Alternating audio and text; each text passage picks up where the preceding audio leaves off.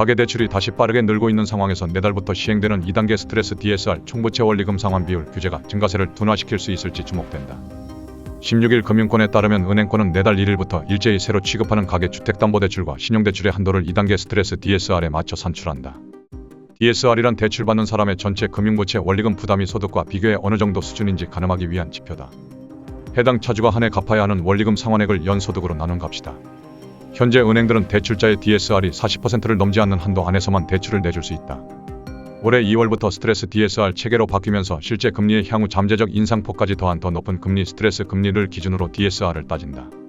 금리가 더 오르면 원리금 상환 부담을 반영해 변동금리 대출 이용자의 상환 능력을 더 깐깐하게 보겠다는 의미다.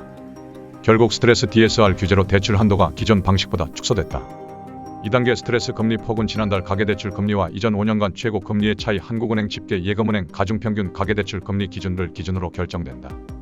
하는 통계를 보면 5년간 최고 금리는 5.64%다. 5월 예금은행 가중평균 가계대출 금리가 아직 공표되지 않았다. 5월 예금은행 가계대출 평균 금리가 4.14%를 밑돌아 5.64%와의 격차가 1.5%포인트를 넘을 경우 해당 금리 차이가 표준 스트레스 가산 금리가 된다. 격차가 1.5%포인트를 밑돌면 스트레스 가산 금리 폭은 당국이 정한 하한 수준 1.5%포인트가 된다. 가능성이 큰 1.5%포인트를 표준 스트레스 가산 금리로 가정하면 2단계에서는 변동형 혼합형 5년 고정 이후 변동금리 주기형 5년 주기 고정금리 상품별로 현재 금리의 각 0.75%포인트 0.45%포인트 0.23%포인트를 더해 DSR을 계산하게 된다. 시행 1단계에서 25%였던 스트레스 가산 금리 적용 비율이 50%로 높아지고 1.5% 0.50 금리 안정성 측면에서 고정금리 기간과 변동금리 조정 주기를 최대한 늘리자는 스트레스 DSR 도입 취지에 따라 각 금리 형태별로도 적용률을 차별 100%, 60%, 30% 한 결과다. 한시중은행이 시뮬레이션 모의 실험한 결과 7월 이후 2단계 7월 1일, 12월 31일 스트레스 DSR 체계에서 연봉 5천만 원의 대출이 없는 A씨가 40년 만기 원리금 균등 상환로 주담대 코픽스 기준 6개월 변동금리를 받을 경우 1단계 스트레스 DSR 적용 시보다 2천만 원 정도 한도가 깎인다. 1단계 DSR 산출 방식에 따라 4.38% 은행 금리 4.0% 스트레스 가산 금리 0.38%포인트의 금리를 적용하고 DSR 40% 연봉의 40% 2천만 원을 꽉 채우면 최대 3억 7,700만 원까지 대출을 받을 수 있다. 하지만 7월 1일부터는 실행 대출금리가 기존과 동일한 4.0%여도 은행은 변동금리 주택담보대출의 0.75%포인트를 더한 4.75%를 기준으로 DSR을 계산한다. A씨가 4.75%의 금리 조건에서 받을 수 있는 주담대 최대 잔액은 3억 5,700만 원으로 1단계 3억 7,700만 원보다 2천만 원 줄어든다. 같은 조건의 혼합형 금리 5년 고정금리 이후 시장금리 기준 6개월 또는 12개월 주기 변동금리 낮 주기형 금리 5년 고정금리 이후 시장금리 기준 60개월 주기 변동금리 상품의 한도 축소폭은 각 1,200만 원, 3억 8,500만 원, 3억 7,300만 원, 700만 원, 3억 9,200만 원, 3억 8,500만 원으로 변동형 상품보다 작다. 변동형 1.5%, 100%, 50%, 0.75%포인트보다 혼합형 1.5%, 60%, 50%, 0.45%포인트에 혼합형보다는 주기형 1.5%, 30%, 50%, 0.23%포인트에 더 적은 스트레스 금리가 더해져서다.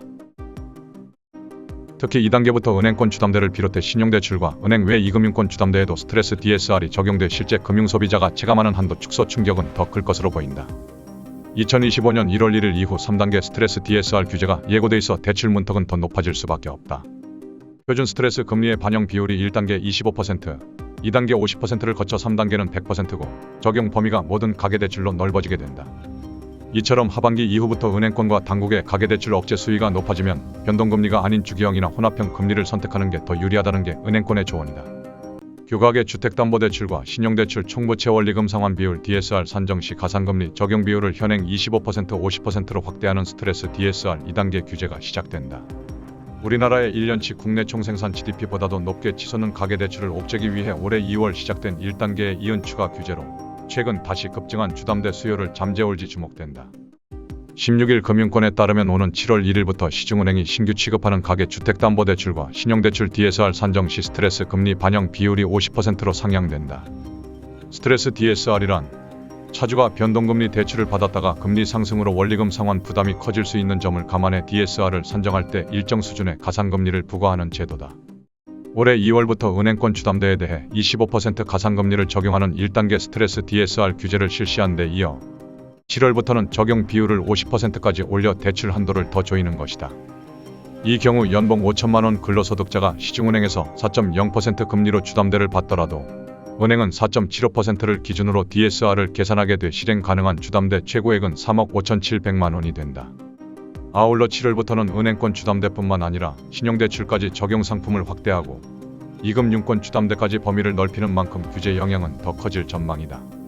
또 내년부터는 적용 비율을 100%로 올리고 적용 대상과 범위도 주담대와 신용대출뿐만 아니라 기타 대출 등 은행권과 이금융권 모든 대출까지 확대한다.